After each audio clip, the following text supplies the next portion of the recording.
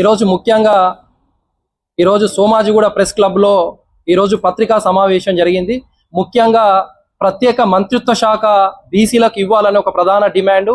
అలాగే రెండవది జనాభా దామాషా ప్రకారము కులగణన 2027లో కేంద్ర ప్రభుత్వం సెన్సర్ చేస్తానని ప్రకటించింది. దాంట్లో ఓబీసీ కాలం లేకపోవడం వల్ల ఓబీసీలను ఇతరులుగా పెట్టడం అనేది చాలా నిర్లక్ష్యమని ఆ రెండు అంశాలు.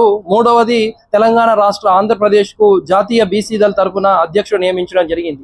అయితే విషయానికి వస్తే ఒక్కసారి ఈరోజు నిజంగా కులాహంకారం ఏ విధంగా ఉందో ఒకసారి మాట్లాడుకోవాల్సిన సందర్భం వచ్చిందని తెలియజేస్తున్నాను.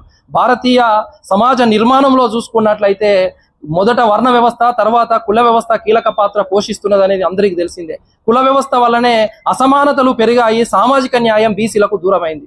సామాజిక న్యాయం దూరం కావడం వల్ల దశాబ్దాలుగా చరిత్ర ఆరంభం నుంచి చరిత్ర పొడవునా బీసీలు హక్కుల కోసం, రిజర్వేషన్ల కోసం, సామాజిక న్యాయం కోసం, సాంఘిక విముక్తి కోసం పోరాటం చేస్తూనే ఉన్నారు.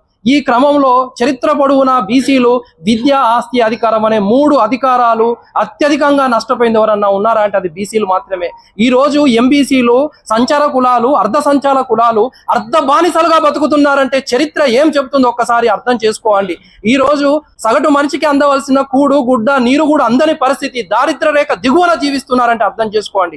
అదే ఆధిపత్య కులాలు, అదే సమయంలో ఆధిపత్య కులాలు ఈ రోజు రాజ్యాధికారంలో ముద్ర వేసుకొని, పాలనలో ముద్ర వేసుకొని, చరిత్రలో ముద్ర వేస్తూ ముందుకు పోతున్నారు. ఓవైపు అణచివేత, మరోవైపు వారు ఉండడం చాలా బాధాకరం. ఈ ప్రశ్న చైతన్యవంతుల్ని వెంబడిస్తుందని తెలియజేస్తున్నారు. ప్రజాస్వామ్య దేశంలో రాజ్యాంగం